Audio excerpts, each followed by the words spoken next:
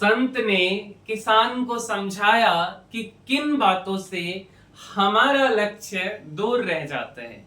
और जब यार बात किसान की आई तो यार मुझे एक किसान दिखा जो कि यार आपके सामने है। ठीक है, वैसे सेल्फी किसान है ये, बट कोई बात नहीं, इसी के माध्यम से समझेंगे इस कहानी को, इस किसान के माध्यम से। तो यार एक गांव रहता है और उस गांव में किसान रहते हैं। ठीक है, देख रहे हो ना, किसान है यहाँ पे अपने गेहूं के फसल के पास में जाके फोटो क्लिक करवा रहे। ठीक है, ऐसे किसान रहेंगे तो फिर यार मुश्किल हो जाएगा। तो कुछ समय पहले की बात है, किसान रहते हैं। किसान अपने खेतों में फसल लगाते हैं और फसल लगाने के बाद मेहनत पूरा करते हैं। लास्ट में जाकर के ना किसी भी कारणवश उनको जो फायदा मिलना चाहिए, जो मुनाफा मिलना चाहिए, वो मिल नहीं पाता है। अब वो नहीं मिलता है, किसान ये कई वर्षों से करते आते हैं। तो किसान थक हार के ना गांव के एक संत के पास जाते हैं, गांव के जो महात्मा होते हैं उनके पास जाते हैं और उनके पास जाकर के बोलते हैं, महाराज यार मैं इतने दिनों से ना मेहनत कर रहा हूँ, हर समय मेहनत करता हूँ और मुझे फल नहीं मिलता है।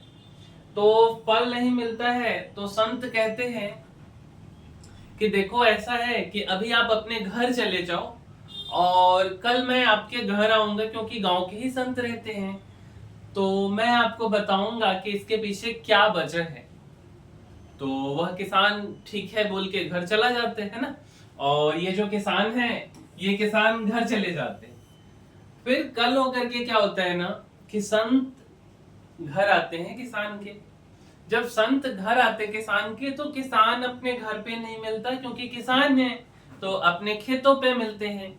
तो जब किसान खेतों पे मिलते, देखिए खेत पे है किसान, है ना, तो जब किसान खेत पे मिलते तो उनको किसी के द्वारा मैसेज भेजा जाता है उनके घर परिवार से कि भाई जाइए और उनको बुला के लाइए कि महात्मा जी आए हैं मिलने के लिए।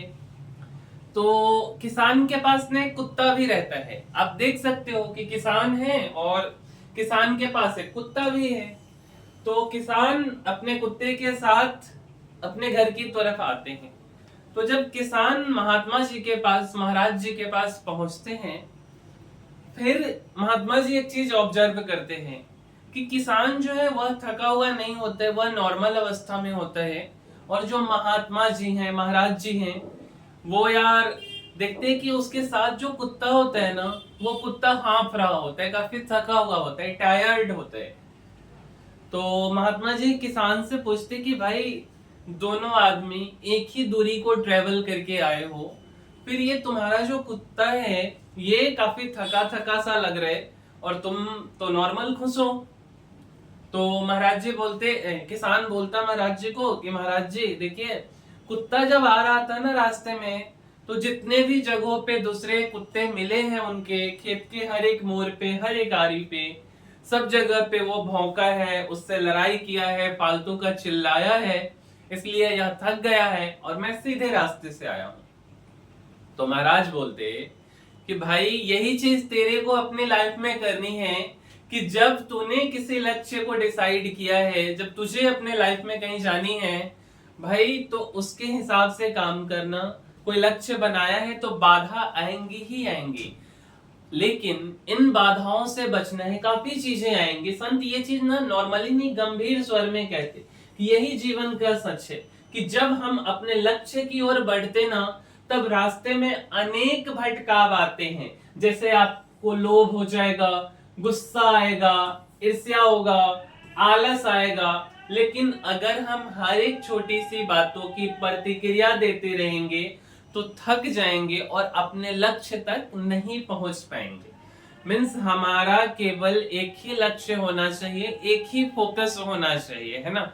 तब जाकर के जो किसान है वो किसान समझ जाते हैं और मंद मंद मुस्कुरान के साथ में किसान जो है महात्मा जी का जो है आशीर्वाद प्राप्त करते हैं। और फिर जो है देख रहे ये किसान है, लग रहे कहीं से किसान है, किसान महात्मा जी का आशीर्वाद प्राप्त कर करके और फिर उसके बाद जो है अपने करियर को, उनका जो खेती है उसको आगे बढ़ाते हैं। अब इस कहानी से हम क्या सीखे, तो पहले तो आप इस किसान को देखते चलिए, जितनी सारी हमारे पास इस किसान की फोटो थी, हर एक फोटो यार हमने लगाने का कोशिश किया है।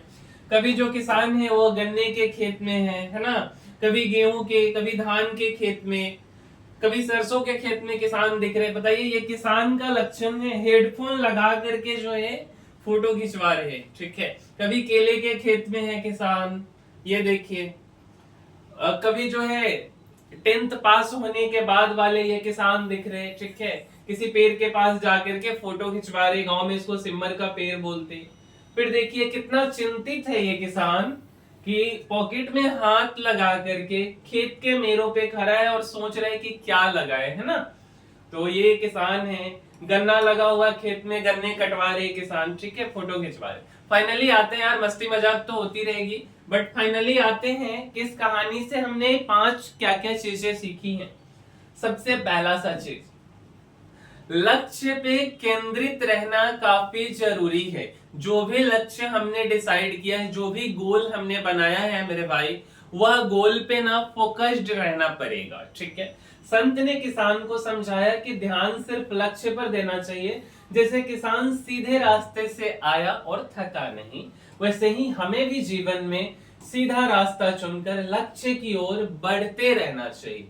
दूसरा बात, व्यर्थ की बातों में ना उलझें। किसान का कुत्ता रास्ते में दूसरे कुत्तों से उलझता रहा और थक गया। यही हाल हमारा भी होता है जब हम अनावश्यक विवादों में उलझते हैं और लक्ष्य से दूर हो जाते हैं। तीसरा जो सीख था महात्मा जी का, समय की बर्बादी से बचे। मेरे भाई अगर ये बच गया ना तो सब कुछ बच गया, समय गया सब गया। इधर उधर दौड़ने से लक्ष्य की दूरी और बढ़ जाती है। हर बार जब हम लक्ष्य से भटकते हैं तो न केवल ऊर्जा जाती है, साथ साथ समय भी आपका नष्ट हो जाता है। चौथा सीख है कि लालच और प्रलोभन से दूर रहे। संत ने स्पष्ट कहा कि काम के दौरान कई लालच सामने आएंगे, यदि हम इन प्रलोभनों में फंसते हैं तो हमारी ऊर्जा बट जाती है और मंजिल दूर हो जाती है। और पांचवा जो बात है कि धैर्य और निरंतरता जरूरी है। अगर हम क्या बोल सकते हैं, कंसिस्टेंसी और पेशेंस नहीं रखेंगे तो सब कुछ गड़बड़ हो जाएगा। संत की सीख यह भी है कि जो व्यक्ति बिना थके, बिना भटके निरंतर प्रयास करता रहता है वही सफल होता है। हमें धैर्य बनाए रखना है, पेशेंस बनाए रखना है और अपने काम में निरंतरता बनाए रखना है, कंसिस्टेंसी को बनाए रखना है। तो यही है इस कहानी का ओवरऑल सार कि समय बचाना है, कंसिस्टेंसी बनाए रखना है, मेहनत करना है, जो गोल डिसाइड किया है उसी गोल पे फोकस रहना है, इधर उधर अपने समय को बर्बाद नहीं करना है। तो यार हम खुद ही किसान बनके आपको यह कहानी समझाने का कोशिश किए हैं, ठीक है। वैसे हमारा बैकग्राउंड भी एग्रीकल्चरल बैकग्राउंड है, हमारे पिताजी भी किसान ही हैं, ठीक है। तो इसीलिए यार ये चीज, ये स्टोरी हमारे साथ भी लागू होता है और हर किसी के साथ लागू होते हैं। तो मेरे भाई इस वीडियो में इतना ही, मिलते हैं अगले वीडियो में, तब तक के लिए धन्यवाद। और अगर आपको हमारे वीडियो से वैल्यू एडिशन मिल रहा है तो लाइक, शेयर और सब्सक्राइब इस चैनल को कीजिए।